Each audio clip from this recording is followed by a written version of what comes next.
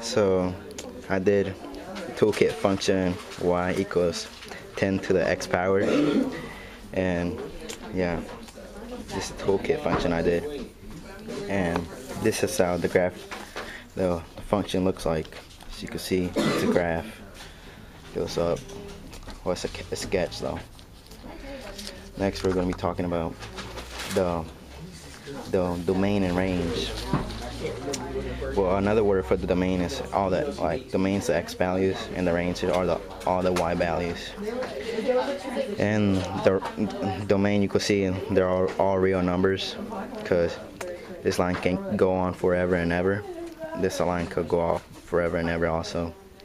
But the range is y greater than 0, because there's no line going down here, so it can't be below negative, and it can't be equal because there's an asymptote and it can't touch the x-axis. Okay, now we're going to be talking about the characteristics about it, and like I did a table, like, I don't know if you could see it though, but like there's a table in here where there's a table of all the pretty much like some values of the function. Well, pretty much like all the values, all the y values increase like by 10, like you multiply by 10 each time you go up like an x value. And there's like in the function y equals 10 to the x power, there's no x-intercept, there's no y-intercept. Well, the y-intercept is y equals to 1. Increases the concavity. It's up because if it's like a bowl shape, it's, as you can see in here, the asymptote is y equals 0 or the x-axis, because it never touches the x-axis, and no, it doesn't decrease. Okay, now we're gonna be talking about the transformations.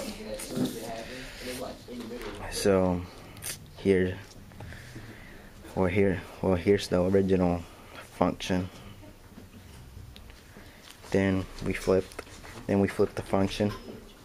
We flip the function, then move 3 units to the right. So usually when you flip it, it'll be like this.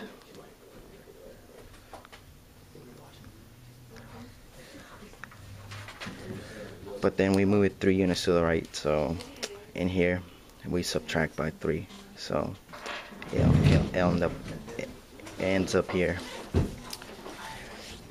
So that's the horizontal flip, which flips across the y-axis.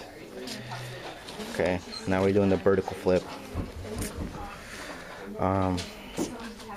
In this vertical flip, we're gonna flip, then move 2 units down, and here's my normal function again, and then we flip, which will end up here, somewhere around there, and then move 2 units down, which ends up right there. And then, like in the formula, we did negative 10x minus 2. Since we flip, we put a negative in front of the whole function, then minus 2 to indicate we go down.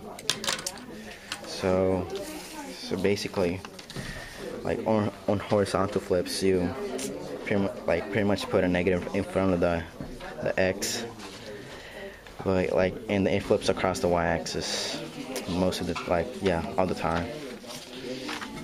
And for the vertical flip, well, I forgot to write it down, but you flip across like some point right there, well, some special point. You flip, and then you put a negative in front of the whole function to indicate it was a vertical flip. And I guess that's all on my toolkit function. The end.